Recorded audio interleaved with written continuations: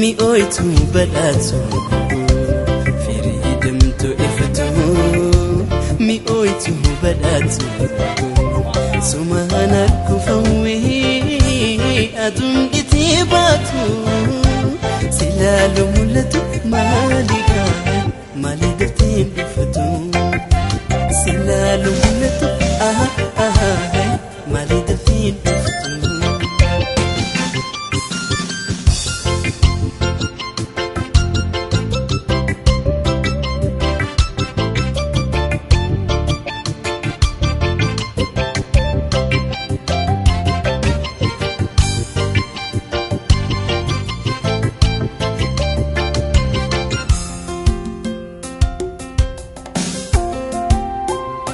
Ayuna nawe berbadi sidabi Oromia khaisa Toliga didabi Dakhab garabahi Fanu bati jalla Sumani ya fata Ganama galgala Birisi nafata Ya paji jalla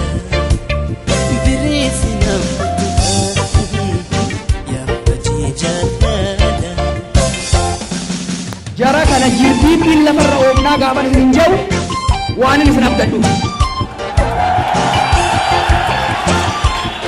Baganan aanesin baganan salphisin gara fuuldurallee biyya teenya nagaa buusuudhaaf gara dimokiraasii ceesisuudhaaf guddina diinagdee saffisaa fiduudhaan uummata naannoo firidamtu ifatu mi'ooytu badhaatu firidamtu ifatu mi'ooytu badhaatu sumaan arkufawwee aduun itti baatu silaalu mul'atu maaliidha maali dafteen ifatu silaalu mul'atu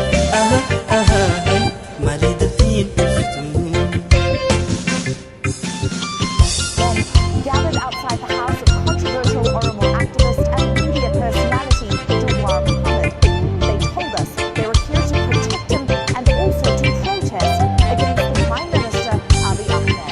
Jawar Mohammed has become a prominent media figure in Ethiopia in the past few years, but some have accused him of using Duran wasimbeku ma ifna barsifate akuma hangasu libjati dabamte onenti yabuti bararti sijala akuma shimbiro tentisi alola zaka aragate ani inafti sijala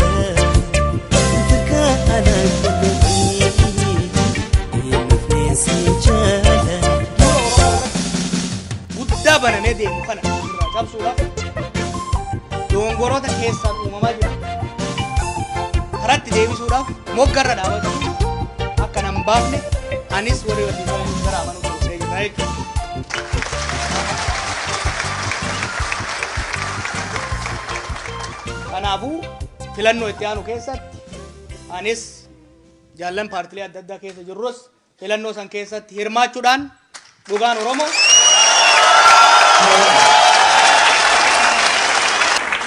Oromiyaa keessatti bikka qaamni sadaffaan dhufee barcuma fudhachuu danda'u waliigallee nama sadii taanee osoo hin ta'in tokko taanee dorgomuu qabna. Hojii akkanaa kana hojjechuu qabna jechuudha. Kana gochuudhaaf hojii tarsiimootiin gargaaruun asis jiraadhee achittis hedduu waan irra qorachaa tureef tarsiimoo filannoo electoral strategy Oromiyaa keessatti 880 keessa keenya. Yoo rabbi nu gargaare immoo akka federaal 350 mo'achuu barbaadna.